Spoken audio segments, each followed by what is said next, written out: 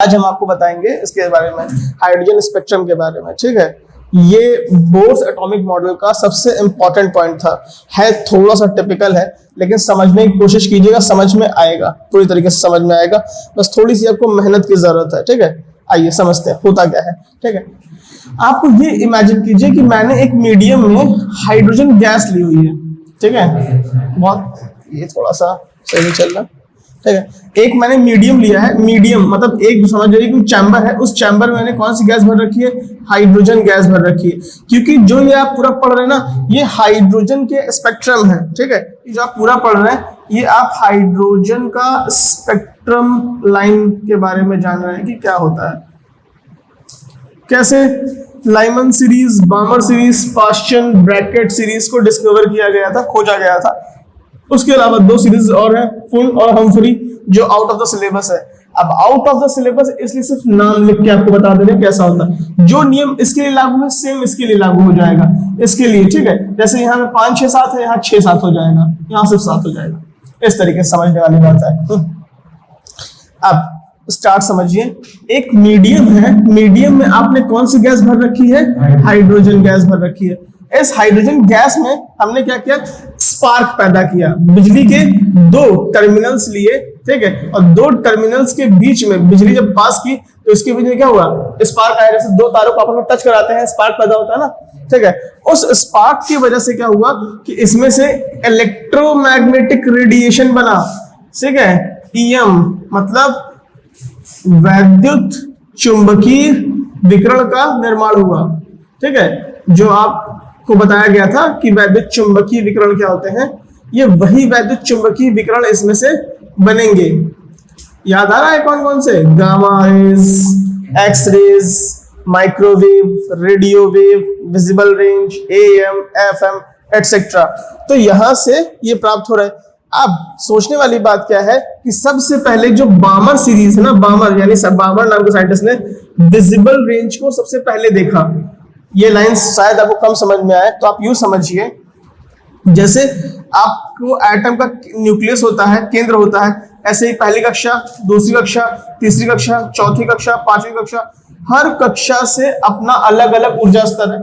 ठीक है, इसकी ऊर्जा कम, इसकी ज्यादा, इसकी ज्यादा, इसकी और ज्यादा, सबसे ज्यादा इसकी वाली। ठीक है, तो हर कक्षा से कुछ ना कुछ ऊर्जा उत्सर्जित होती है। ठीक है, जब इसमें आप बाहर से इसमें प्रकाश डालते हैं तो इसके हर ऊर्जा स्तर से कुछ ना कुछ ऊर्जा मुक्त होती है। तो जिससे क्या होता है? एक स्पेक्ट्रम बैंड मिलता है। आपको ये समझना होता है कि जैसे हाइड्रोजन पे इलेक्ट्रिक चार्ज डाला गया, उससे जो स्पेक्ट्रम बना उसकी ये लाइंस हैं।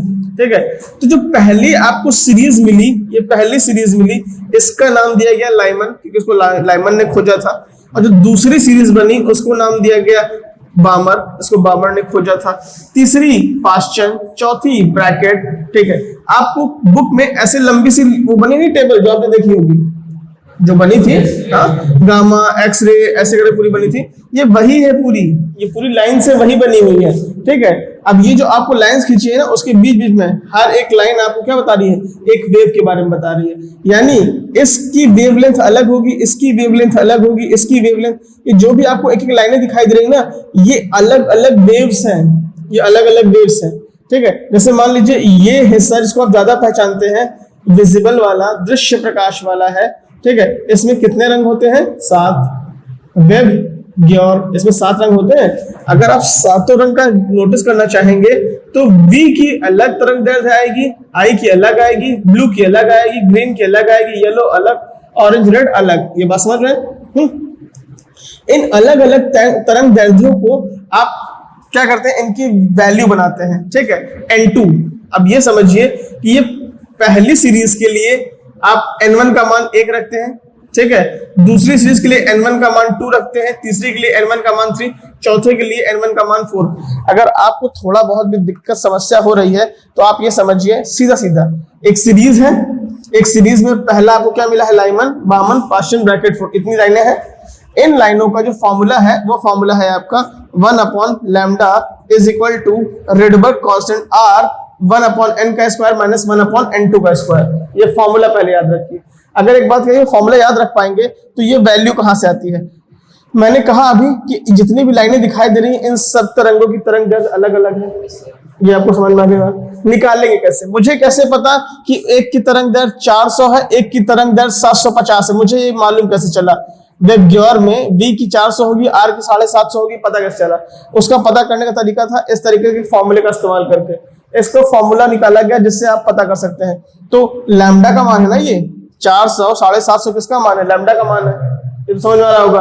लैम्डा का मान इसके लिए अलग आएगा, b के लिए अलग आएगा, b के लिए अलग आएगा, r के लिए अलग आएगा। तो लैम्डा का मान निकला कैसे? लैम्डा का मान इस तरीके से निकला, जो हाइड्रोजन से स्पेक्ट्रम प्राप्त हुआ, जो हाइड्रोजन के बनने से स्पेक्ट्रम प्राप्त हुआ, उस हर एक लाइन को सॉल्व किया गया। सॉल्व करने का तरीका उन्होंने कहा कि फॉर्मूला लगाइए आप 1/लैम्डा बराबर r 1/n1 square minus 1/n2 square. आप कह सकते हैं कंटेनर लिया है, कंटेनर में हाइड्रोजन गैस भरी हुई है।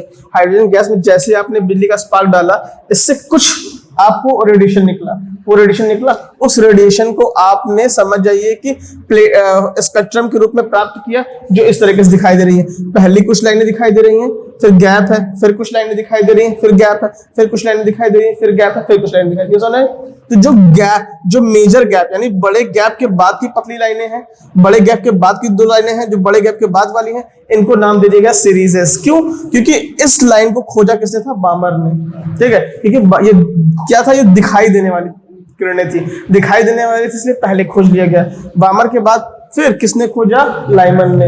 लाइमन ने देखा जो नहीं दिखती उसमें भी कुछ तरंगे, कुछ आपको ऐसे मिलेंगी, तरंगे मिलेंगी। समझ गए? इसको लाइमन ने खोजा, फिर उसके बाद ये खोजी गई, फिर वो खोजी गई, इस तरीके से लाइनें बढ़ती चली गई। लास्ट में हम्फ्री खोजी गई। ठीक है, हाँ, कि मालूम चला नहीं और भी कुछ है। मतलब जैसे मैं साइंटिस्ट में काम कर रहा हूँ, मुझे नहीं मिला तो मैंने जो मिला मैंने वही लिख दिया। ठीक है, अब जब इन लोगों ने मेरे फॉर्मूले का इस्तेमाल करके और निकाला तो उन्हें आगे पीछे करके और रख दिया। ये बात समझ पाई? तो किस फॉर्मूले का यूज किया गया? तो उन्होंने एक फॉर्मूला दिया था 1/लैम्डा, मतलब 1 ये वेवलेंथ, लैम्डा माने वेवलेंथ, बराबर r 1/n1 का स्क्वायर माइनस 1/n2 का स्क्वायर। इसमें किसका कौन सा मान रखते हैं तो समझिए। ये जो आपको सीरीज मिली है लाइमन, ये पूरी की पूरी k के लिए है। k माने पहली कक्षा, L माने n बराबर n1 का मान 2 आएगा। किसके लिए? पूरे के पूरे L के लिए आएगा। m के लिए n1 का मान कितना आएगा? 3, क्योंकि कक्षा कौन सी है? आपकी तीसरी कक्षा है। और n के लिए मान क्या आएगा आपका? 4। ठीक है, कक्षा का मान 4 आएगा। ये बात समझ आ गई? अब उस कक्षा में पहली लाइन के लिए आप क्या यूज करेंगे? 2। पहली कक्षा में दूसरी लाइन के लिए यूज करेंगे 3, 4, 5, 6, 7। मतलब अगर मैं कहूं कि पहली लाइमन सीरीज के लिए, लाइमन सीरीज किसकी है? कक्षा 1 की है। कक्षा 1 की है, कक्षा 1 के लिए मान कितना रखोगे? n1 का मान 1। फॉर्मूले में देखो 1/1 का स्क्वायर माइनस 1/, इसके लिए निकाल रहे हो ना, इसके लिए, तो 1/, किसका आएगा? 2 का स्क्वायर, ब्रैकेट क्लोज। यहां मान रखोगे 109,677। ठीक है, इसको सॉल्व करोगे, इसको सॉल्व किया। ठीक है, जो रिजल्ट आएगा वो इसकी वेवलेंथ है। ऐसे ही तुम तीसरे के लिए निकालोगे तो क्या रखोगे? 1/1 का स्क्वायर अपॉन 3 का स्क्वायर। इसके लिए निकालोगे तो क्या रखोगे? 4 का स्क्वायर। n2 का मान चेंज करोगे हर बार बस। ठीक है, इसके लिए निकालोगे तो n2 का मान कितना आएगा? 5 का स्क्वायर। इसके लिए 6 का स्क्वायर, इसके लिए 7 का स्क्वायर। फॉर्मूले में सिर्फ इतना बदलना है, पूरा सेम टू सेम रखना है, हर बार इतना बदलना है। n1 का स्क्वायर है माइनस n2 का वैल्यू वो लेना है जिसके लिए आप निकाल रहे हो। पहली तरंग के लिए, दूसरे के लिए, तीसरे के लिए, चौथे के लिए, पांचवें के लिए, छठे के लिए। सेम ऐसे ही तुम समझ जाओ बामर सीरीज के लिए। बामर सीरीज के लिए तुम पहले के लिए निकालोगे तो क्या रखोगे? अभी दूसरी कक्षा में चले गए, तुम चले गए दूसरी कक्षा में, तो जो n1 जहां रख रहे थे, n1 से क्या रखोगे? 2, क्योंकि n1 का मान कितना लेना है? 2 लेना है।